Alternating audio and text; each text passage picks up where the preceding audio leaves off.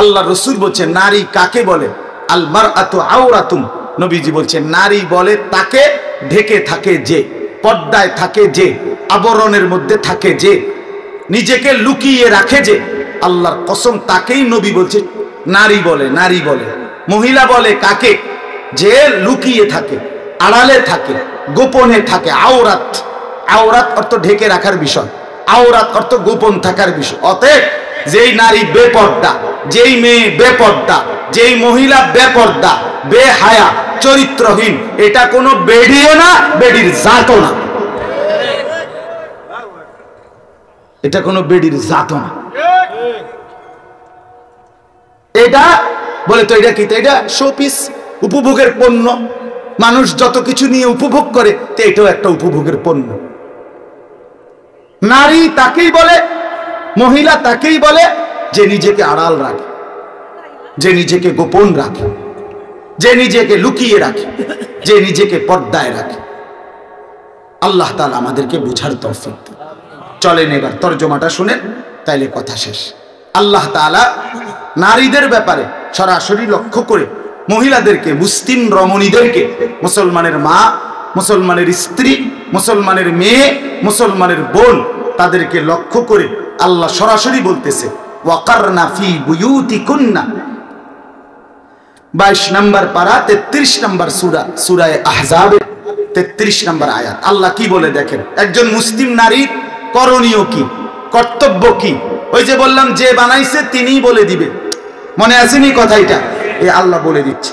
এক, ওয়াকারনা ফি বুয়ুতিকুন্না, তোমরা মুসলিম নারীরা অবশ্যই তোমাদের ঘরেই অবস্থান করো। কোথায়? তাহলে মুসলিম নারীর জন্য তার ঘরই তার আপন ঠিকানা, তার ঘরই তার পবিত্র জায়গা, তার ঘরই তার ইজ্জতের জায়গা, তার ঘরই তার সম্মানের জায়গা। 2 নাম্বার, ওয়ালা তাবাররাজনা তাবাররুজাল জাহিলিয়াতিল উলা, আল্লাহ বলেন হে মুসলিম নারীরা, যদি একান্ত কারণে, ঘরে থাকার মানে হলো ঘরের মধ্যে একবারে ফেরেক মাইরে লাও না, কথা বোঝেন না, আলমারির ভিতরে রেখে দাও না। অর্থ হলো একান্ত প্রয়োজনে নারী বাইরে যাইতে হবে, কখনো স্বামীর বাড়ি, কখনো বাবার বাড়ি, কখনো হসপিটাল, কখনো পেরেশানি, অথবা এমন কোনো নারী, জ্ঞান অর্জন হোক, দুনিয়ার যে কোনো বিষয়ে, আল্লাহ বলেন যদি বিশেষ কোনো যৌক্তিক প্রয়োজনে বাইরে যেতেই হয়, তো আল্লাহ বলেন অজ্ঞ নারীরা, মূর্খ নারীরা যেভাবে বেপর্দা চলে, এইভাবে তোমরা বের হইও না, বের হইও। জাহিল, অজ্ঞ, মূর্খতা যুগের নারীদের মতো সেজে গুজে রঙ্গে ঢঙ্গে বের হইও, বের হইও। এই জন্য মনে রাখবেন, সমস্ত বেপর্দা নারী মূর্খ, সমস্ত বেপর্দা নারী কি বলেন না? মূর্খ, মূর্খ। 3 নাম্বার, আল্লাহ বলেন ওয়া আকিমনাস সালাহ, মুসলিম নারীরা 5 ওয়াক্ত নামাজ আদায় করো। 4 নাম্বার, ওয়া আতিনাজ যাকাত, বছর শেষে হিসাব করে যাকাত দাও।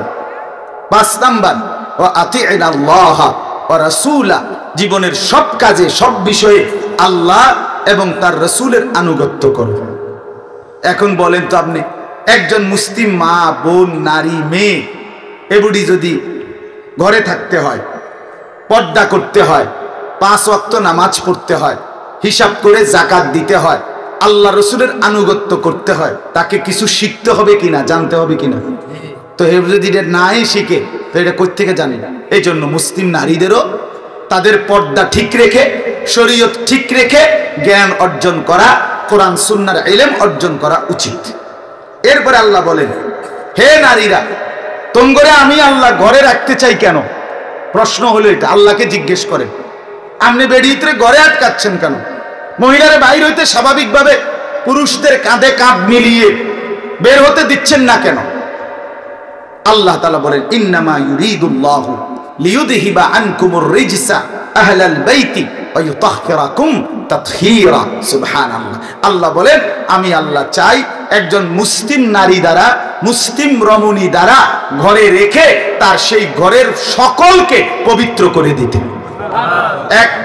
এক সতী সাধ্বী পর্দানশীল চরিত্রবতী নারী ঘরে থাকবে, তার স্বামীও দিনদার হবে, তার মাও দিনদার হবে, তার বাবাও দিনদার হবে, ছেলেও দিনদার হবে, মেয়েও দিনদার হবে, পুরা ফ্যামিলি ওই নারীর বরকতে আল্লাহওয়ালা হয়েছে।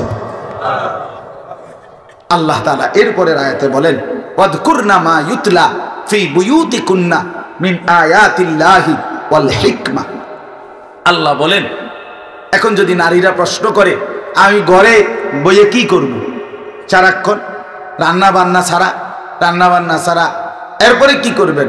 এরপরে আপনি রিমোট হাতে নিবেন আর টেলিভিশন চাইবেন, হিরণমালা চাইবেন আর স্টার জলসা চাইবেন। কথা বুঝছেন কিনা? আল্লাহ বলেন না, ওয়াযকুরনা মা ইউতলা ফি বুয়ুতিকুন্না মিন আয়াতিল্লাহি ওয়াল হিকমা। আল্লাহ বলে, তোমরা মুসলিম নারীরা তোমাদের সাংসারিক হালাল প্রয়োজন পূরণের পরে তোমাদের ঘরে অবস্থান করাকালীন তোমরা আল্লাহর আয়াত কোরআন এবং হিকমত মানে রসুলের হাদিস তোমরা পাঠ করবা, তেলাওয়াত করবা, পড়বা, বুঝবা, শুনবা, শুনাইবা, আমল করবা। ইন্নাল্লাহা কানা লাতীফান খাবীরা, নিশ্চয় আল্লাহ সূক্ষ্ম থেকে সূক্ষ্ম বিষয়ও